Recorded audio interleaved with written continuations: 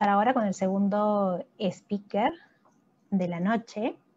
Él es el doctor Jorge Heró, director del Instituto de Radioastronomía de la Pontificia Universidad Católica del Perú, quien abordará el tema Ciencia del Espacio desde el Perú, experiencia PUC. El doctor Heró es bachiller en Ingeniería Mecánica Eléctrica por la Universidad Nacional de Ingeniería, Master of Science y Doctor of Philosophy por la Universidad de Stanford en California, Estados Unidos. Sus campos de trabajo son la electrónica, sistemas digitales, computación, inteligencia artificial, radiociencia, física de la ionosfera, así como el uso de técnicas de radio y radar para el estudio de la ionosfera, radiopropagación, radiocomunicaciones y comunicaciones digitales. Buenas noches, doctor Heró. ¿Me puede escuchar? Bien, ¿puede habilitar su micrófono ahora? Escucho perfectamente. Buenas noches. Buenas noches, doctor Heró. Listo, creo que ya tiene los accesos para que pueda compartir su presentación. A ver, vamos a...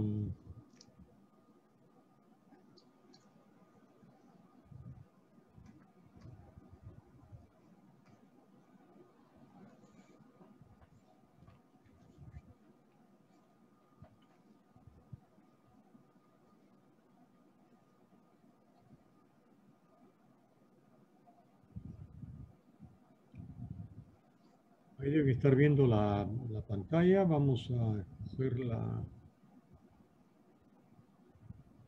presentación que debe ser.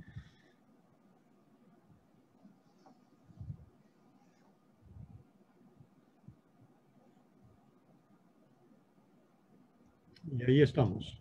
Sí, podemos ver perfectamente. Puede empezar en cualquier momento. Porque estoy retrocediendo, porque esto lo tenía bien alineado, pero ha salido en cualquier lugar. Ahí, ahora sí. Listo, podemos ver sin problema. Puede empezar. Muy bien, gracias. Buenas noches con todos. Buenas noches al ingeniero Oliden de la UNI, mi alma mater. Una de mis alma mater, la otra fue una universidad en California. Buenas noches, doctor. Un gusto verlo nuevamente. Igualmente. Yo voy a empezar con una visión más amplia de lo que estamos haciendo en el espacio, en general, porque el Instituto de Radioastronomía, uno de sus objetivos era abarcar satélites, pero en realidad le pusimos radioastronomía porque se entendía mucho mejor.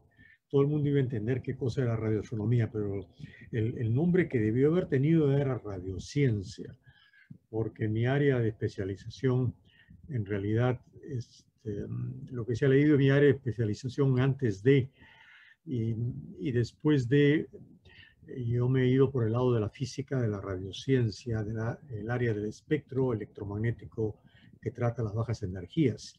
Es decir, utilización de ondas de radio para hacer muchas cosas, entre ellas estudio del espacio, astrofísica, astronomía radar, que son las primeras cosas que hice yo mientras era asistente de investigación en la Universidad de Stanford, en California.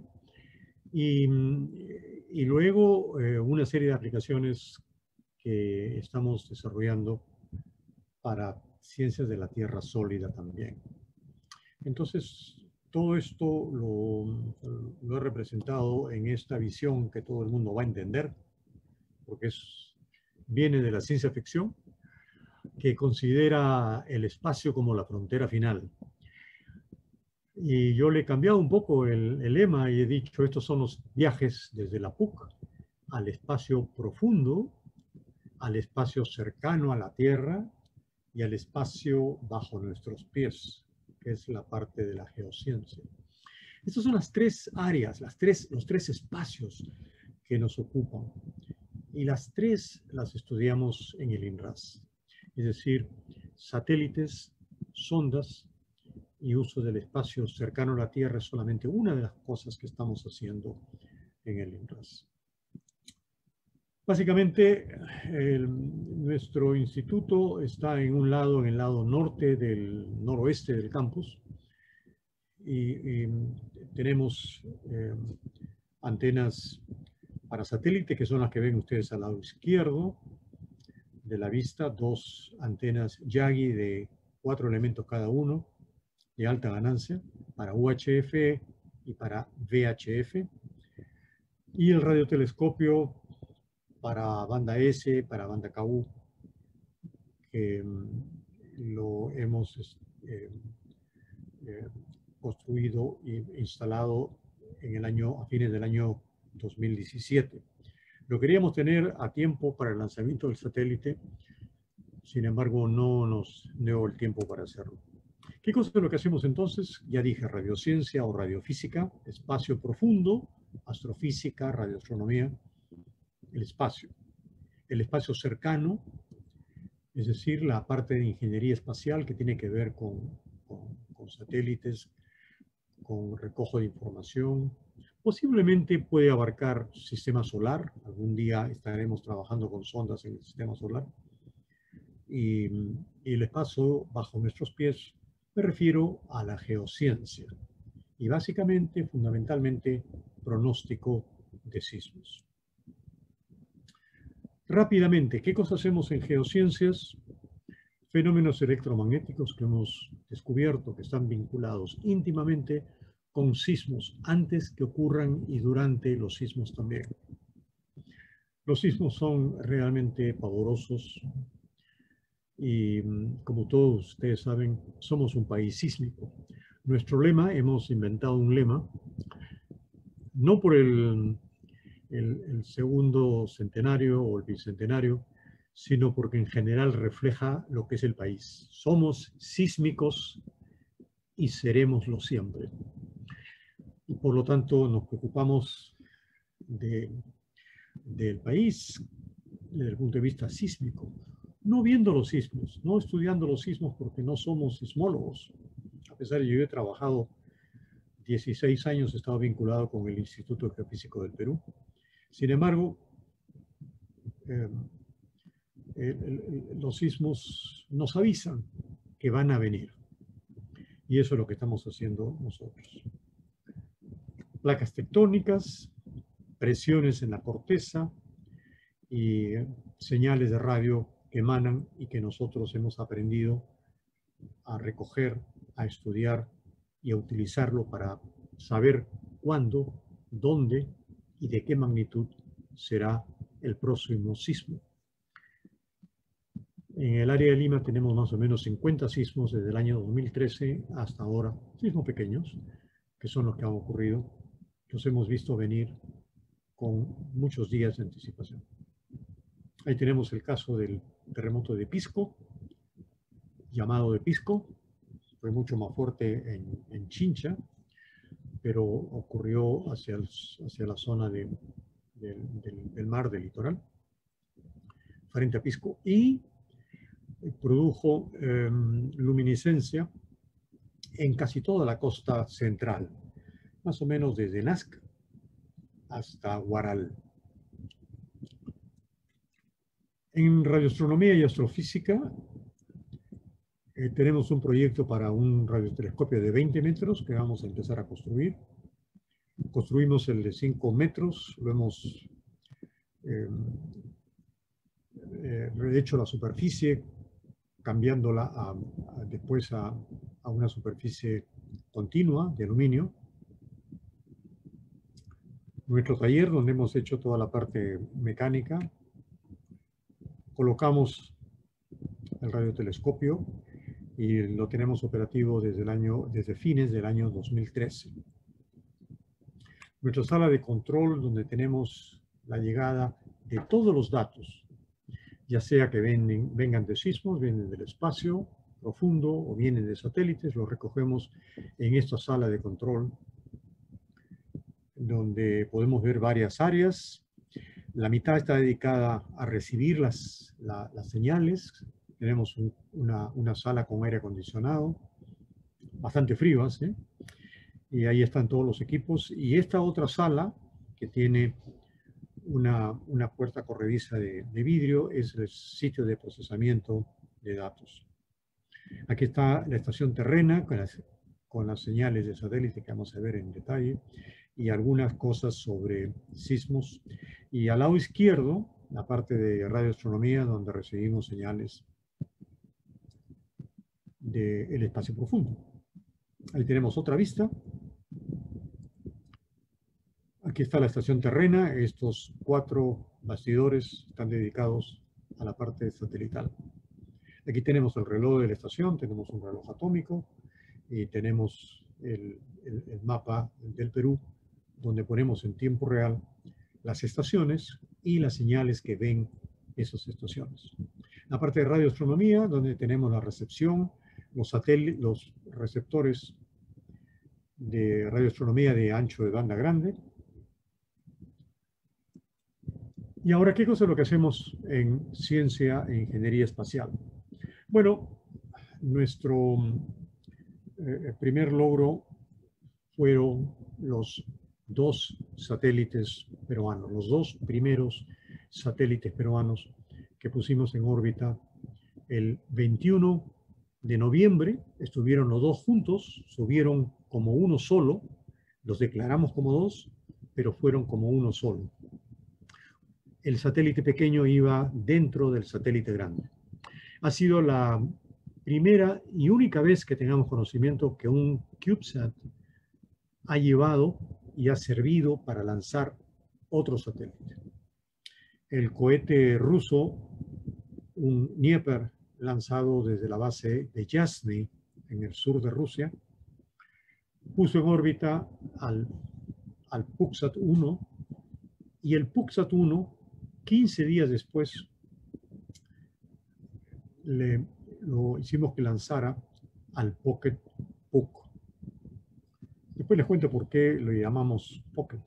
Fue un compromiso que teníamos con el inventor del formato del PuckSat y del Pocket, el profesor de Stanford, universidad donde yo había estudiado, Bob Twiggs,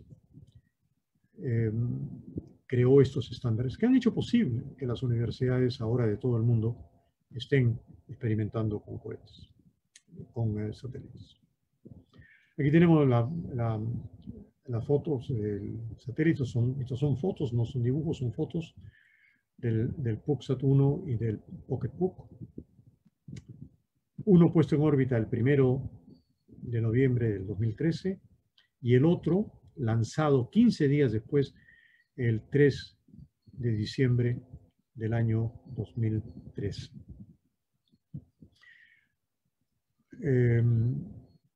Ya cumplieron 7 años en órbita.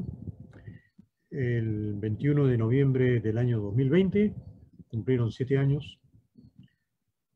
Nosotros hemos estimado, hemos calculado, era un requisito del lanzamiento, registrar cuánto iba a ser su periodo de orbitación. Y uno de ellos tiene un pronóstico de 15 años, el otro de 11 años. Le pusimos la marca Perú por todos nuestros circuitos impresos, una vez que descubrimos que la universidad tenía acceso, tenía otorgada la marca Perú como productos, y le pusimos la marca Perú. Ahí se están soldando los componentes de montaje superficial. Aquí tenemos la tarjeta que llamamos la tarjeta de cargas útiles, que era la que distribuye todos los comandos para las diferentes tareas que tenía el PuckSat-1. El Pocket es un satélite mucho más pequeño y lo hemos comparado con una moneda de un sol, por cierto, que vale mucho más que eso. Y es un satélite relativamente simple, del tamaño de un celular de esos antiguos, muy pequeñito. No de un Smart, sino de los celulares antiguos. No tiene más que una sola tarjeta, la parte de transmisión y recepción, una batería que está debajo de esta tapa y una sola celda solar. Transmite en código Morse, en OOK, es el sistema de modulación. Y escogimos esto porque su misión era muy simple. Transmitía solamente en 2 caracteres alfanuméricos, 2 caracteres hexadecimales por byte, y y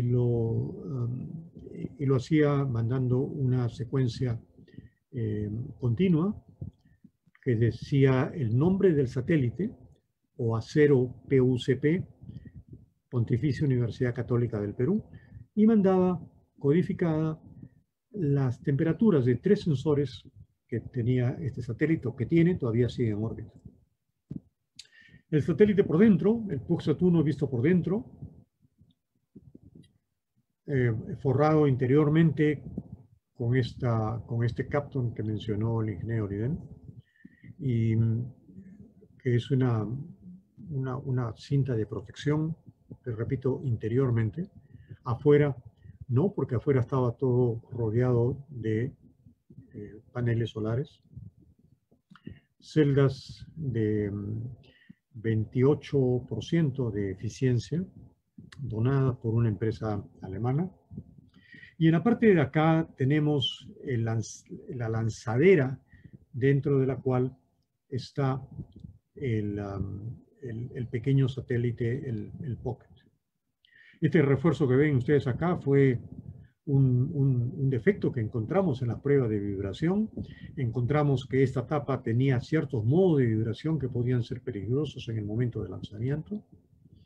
Nosotros tuvimos que pasar por un lanzamiento verdadero, con un cohete hecho para llevar bombas nucleares, 20 bombas nucleares. Un cohete muy rudo, comparado, no porque quiera hacer contraste, sino simplemente para que se den cuenta ustedes la diferencia entre un lanzamiento, por ejemplo, hecho por un astronauta que sube en un cohete suave para llevar seres humanos y que luego lanzado con mucho cuidado. Es como ir en un Mercedes-Benz con una amortiguación fabulosa versus ir en la tolva de un camión volquete de 45 toneladas cargado con piedras y con concreto y qué sé yo, y trepidando por un camino de tierra. Unas exigencias de prueba sumamente estrictas para poder llevar a este satélite. Aquí tenemos una rueda de inercia. Nosotros teníamos la idea de tomar fotografías con este satélite. Lamentablemente no pudimos hacerlo, no intentamos siquiera hacerlo, porque no teníamos cómo estabilizar el satélite. Si el satélite no tiene estabilización, está rotando permanentemente. Y puede rotar en 3 ejes simultáneamente. Y va a rotar a velocidades que pueden ser relativamente altas, depende de cómo haya sido el lanzamiento, que es automático en un teapot. No es lanzado pues suavecito, como digo, por una mano cuidadosa, sino es lanzado por un resorte después de que explosiona un perno explosivo, que es la manera como se lanzan estos satélites, y empujado por otros satélites. Éramos 3 en una lanzadera. Nosotros éramos los últimos porque éramos el más pesado de todos, íbamos al final, pero es un lanzamiento muy trepidado también. No había forma de saber cómo iba a rotar este satélite. No nos dio espacio suficiente para colocar 3 ruedas. Solamente pudimos colocar una, pero no 3. Como ustedes comprenderán, esta lanzadera al cerrarse cae ahí. Tuvimos que construir nuestras propias máquinas de vibración. Acá está nuestra máquina de vibración. Esta es una máquina capaz de vibrar satélites hasta de 6 o 8 kilos. El satélite está en la parte de arriba. Este es el verdadero satélite en proceso de prueba. Tiene acelerómetros. Esto lo llevamos a una computadora y nos analiza los modos. De esos modos salen las correcciones, como ese par de vigas que pusimos en la tapa del satélite para cancelar algunos de los modos de vibración. Ahí el satélite es metido en una cámara ambiental en vacío y con ciclado térmico para someter a las pruebas necesarias que se requieren y que son requisitos también del propio cohete ruso. Por ejemplo, la prueba de vibración vienen con unas especificaciones dadas por el tipo de cohete. Una cosa es un Falcon 9, otra cosa es un Dnieper. Y el Dnieper tiene características de vibración que nosotros tenemos que imitar con el espectro de pruebas, ¿no? Entre 2 Hz y 2500 Hz. Aceleraciones de 10 G y desplazamientos hasta de 1 centímetro. Aquí tenemos el proceso de pruebas. Aquí tenemos el trabajo dentro del cuarto limpio. Un cuarto limpio donde tenemos controlada la cantidad de partículas de 500 angstroms por pie cúbico. Y esta es las disposiciones de pruebas que tenemos dentro y fuera del cuarto limpio. Luego lo llevamos a un área de pruebas de una cámara de vacío de mayor vacío para las pruebas reglamentarias que se tienen que hacer después de las pruebas que ya habíamos hecho nosotros. Y aquí tenemos 2 cámaras de vacío. Esta es una de ellas. Y esta es otra de ellas de mucho mayor vacío todavía. Nos sometimos a pruebas de degasificación para lograr que todas las pinturas que son capaces de emitir vapores, vaporicen antes de ser colocados en el espacio y podamos dañar lentes fotográficos de otros satélites que nos acompañaban. En el cohete que nos lanzó fuimos 32 satélites. Después de 15 días fuimos 33, porque nosotros lanzamos el número 33. El viceministro de Comunicaciones nos visitó, lo tuvimos en el cuarto limpio. El jefe de FITEL también nos visitó. Y aquí están los 3 satélites que hemos estado juntos en la lanzadera, en el orden de lanzamiento. Primero se lanzó este satélite español, luego este satélite de Pakistán, y nosotros veníamos después. Somos 3 satélites en una sola lanzadera. Aquí está la lanzadera italiana que nos puso en órbita, y aquí están 2 de las lanzaderas de satélites de 10 centímetros por lado y 2 de la lanzadera de los Pockets que tienen 5 centímetros por lado. Y aquí estamos en las pruebas finales de aceptación. Nuestro satélite falta depositarlo y ahí estamos esperando los veredictos de las pruebas que nos hacían antes de... Y ahí estamos finalmente ingresando a la lanzadera. La lanzadera es este cubo grande que tiene más o menos unos 80 centímetros de arista. Ahí estamos ya ubicados en la lanzadera misma, dentro del cubo de 80 centímetros. Y aquí ven ustedes el satélite español, el pakistaní y el nuestro, el del Perú. El gran resorte que empuja a todos en el momento del lanzamiento. Y lo dejamos ahí. Esta fue la última foto que le tomamos. Esa fue la despedida. Esto se hizo el 25 de octubre del año 13. Y el lanzamiento se hizo el 23 de noviembre, 21 de noviembre. O sea, casi un mes después. Lo dejamos cargando por el puerto USB. Lo alimentamos con 5 voltios y lo dejamos ahí cargando. Este es en el sitio de lanzamiento en Yasny. Esta es la nariz del cohete ruso. Aquí es el satélite principal de las cargas útiles que lanzó y la lanzadera donde estamos nosotros. Estas son 3 vistas del proceso de ubicación de los satélites en el cono del cohete ruso. Ahí está ya aquí está, en esta la lanzadera donde estamos nosotros. Y finalmente cerrada la nariz del cohete. Y por ahí está nuestra imagen. Mientras tanto, en el campus de la universidad estábamos terminando de calibrar las antenas Yagi, mientras que un exalumno nuestro que ya había salido del INRAS, había ido a Roma, nos había ayudado con el proceso de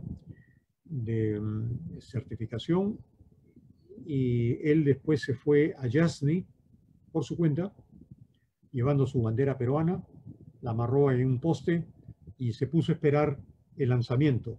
La base está por acá, detrás de estas casas, pero él no se podía acercar mucho porque es una base militar y no se podía acercar.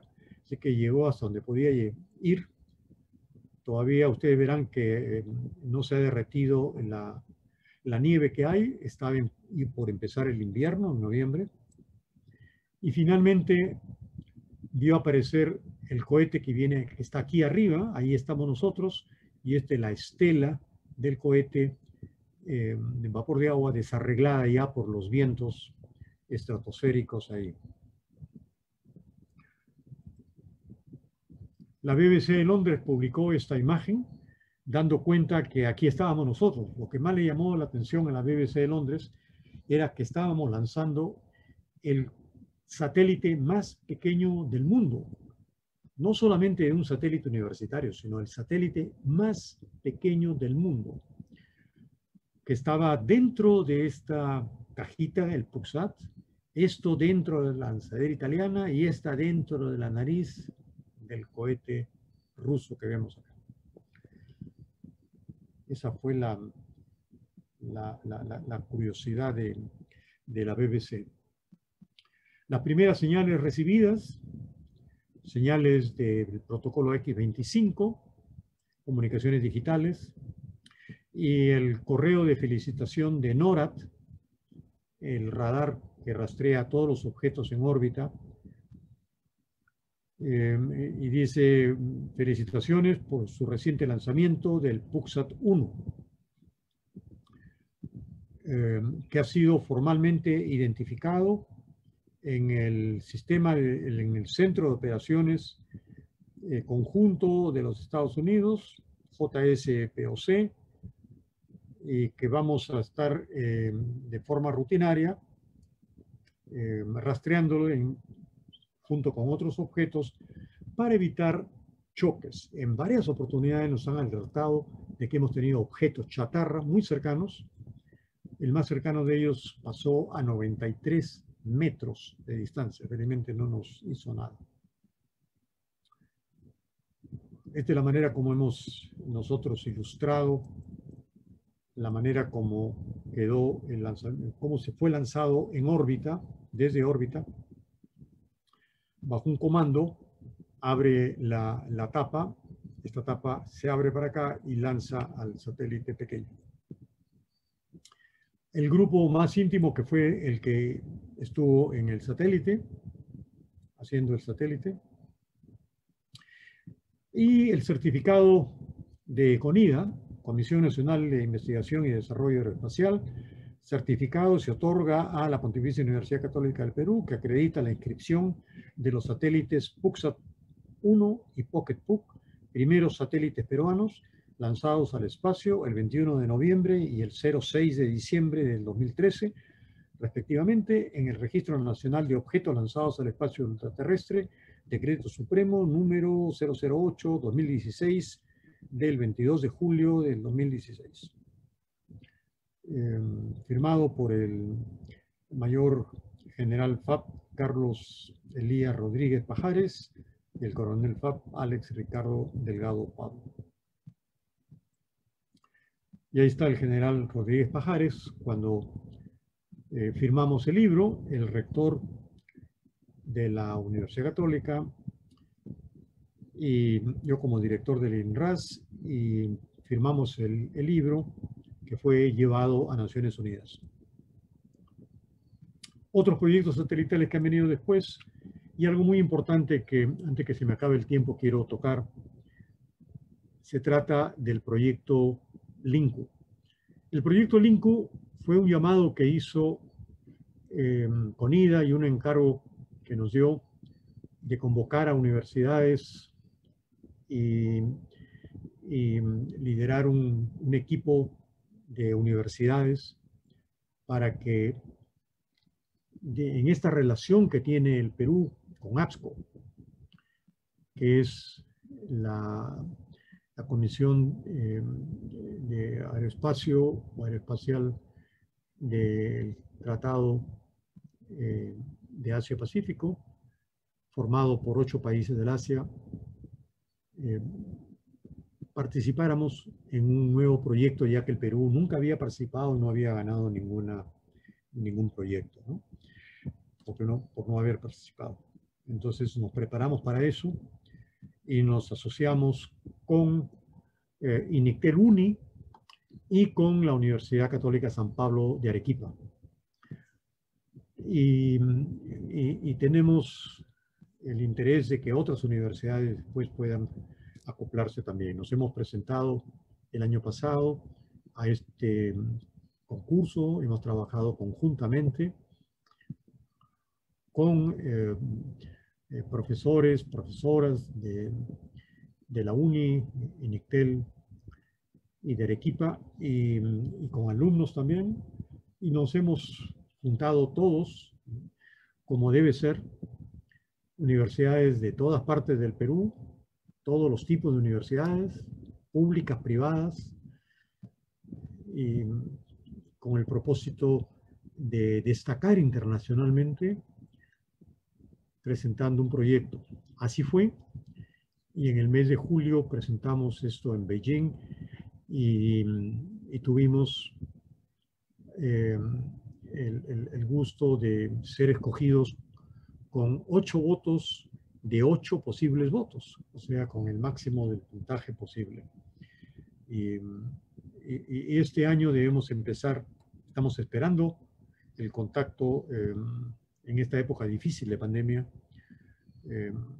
con APSCO para ver cuándo empezamos el proyecto de factibilidad, que es la primera etapa durante el año 2021, de modo de empezar el proyecto en sí el año 2022. ¿En qué consiste este proyecto? Es una idea nueva, es una idea totalmente innovadora, totalmente inédita, de hacer satélites esféricos, que tienen una gran propiedad. Y la propiedad es el poder formar un satélite unido por una cuerda para hacer lo que se llama estabilización por gradiente gravitatoria.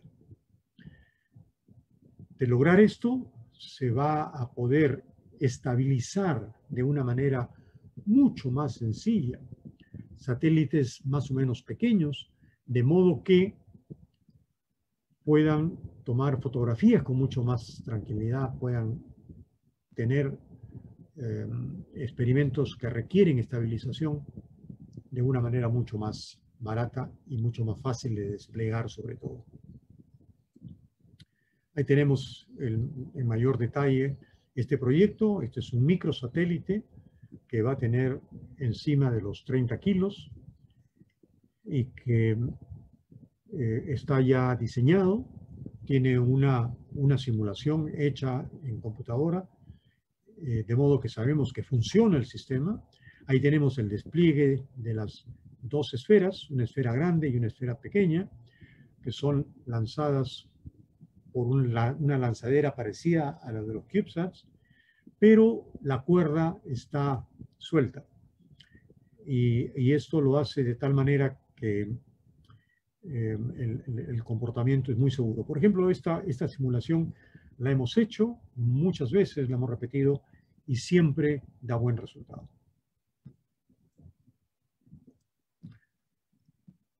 El grupo del PeruSat y el PUCSat, que son los satélites que en este momento están en órbita, los rastreamos. Esta agencia NORAD nos manda los parámetros, nosotros los colocamos en nuestro software y siempre tenemos la idea, tenemos exactamente la posición de tanto el PeruSat como el PUCSat. Ahí tenemos una vista de estos dos satélites en órbita muy parecida. Estamos en una órbita de aproximadamente 630 kilómetros. El PeruSat está un poquito más elevada a la órbita, algunas decenas de kilómetros. Y nos cruzamos muy cerca al Polo Norte y al Polo Sur. Es una órbita de 95 grados de inclinación. Y ahí tenemos una vista del conjunto del personal participante en las reuniones. Hemos tenido varias reuniones.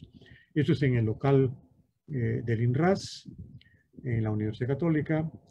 Y aquí tenemos personas de Arequipa. Está el general, jefe de CONIDA, el general Tuesta, que le dio el gran impulso a esta forma de trabajo conjunta, en que la Agencia Espacial nos da la oportunidad, es nuestro interlocutor. La Agencia Espacial Peruana, como ente del Estado peruano, representa a la nación en APSCO, pero muchos de estos trabajos están dirigidos a la parte educativa y por lo tanto están muy interesados en desarrollar la parte educativa, en la participación de profesores y alumnos, y lo cual es una gran cosa. Y por lo tanto, CONIDA nos apoya en esto. CONIDA no es parte del proyecto, pero CONIDA es como si lo fuera, ¿no es cierto? Está junto con nosotros y es una gran cosa. Es el Estado junto con las universidades participando activamente y hemos comenzado a tener más proyectos. El Perú por primera vez tiene ahora varios proyectos. Hay 2 proyectos de CONIDA y un proyecto de estas 3 universidades que estamos unidos para tener los nuevos roles y los nuevos logros. Esta es una aventura muy importante. El Estado cumple una magnífica misión de apoyar estos procesos que devienen siempre en proyectos de formación de gente que en momentos de calamidades sirven para atender a la población. En el caso de la pandemia, nuestro grupo, desde el INRAS, dedicado a satélites, a radioastronomía y a otras cosas, y a sismos, ha estado participando activamente junto con otras personas que están en el lado de bioingeniería, porque la electrónica es el lenguaje común para todos. Y hemos tenido gente, hay gente que todavía está trabajando en eso. Estamos también en la participación de fabricación de plantas de oxígeno para apoyar con la pandemia como universidad. Nos volcamos a la sociedad, nos volcamos a la comunidad. Creemos que en el caso de un sismo estamos ahí también listos para dar la voz de alerta, de alguna manera. Y por lo tanto, tenemos que desechar aquellas ideas que dicen que el espacio no tiene prioridad o no sirve para mucho. Yo creo que es todo lo contrario.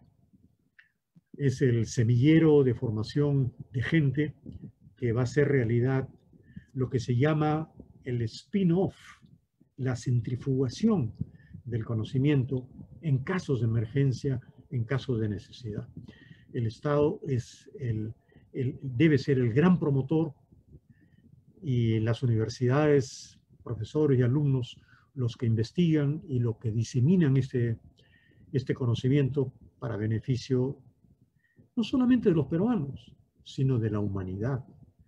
Porque eventualmente haremos de conocimiento de la humanidad cosas que descubriremos en el Perú, en las áreas que la humanidad necesita. Entonces seremos realmente universales.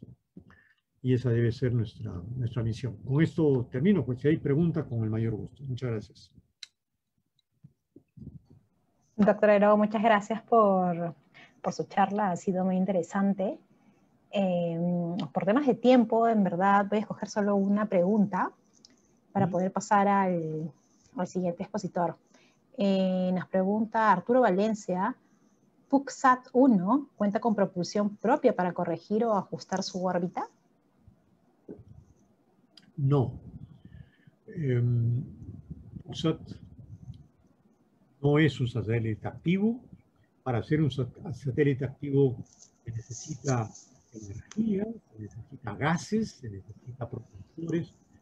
Es un satélite muy pequeño, poco ambicioso. Nosotros nunca le dimos mucha esperanza a lo que podíamos hacer con el primer satélite hecho en la universidad. Nunca le dimos mucha esperanza, porque no era realista, ¿no? Ni siquiera tomar fotografías, porque no podíamos estabilizarlo.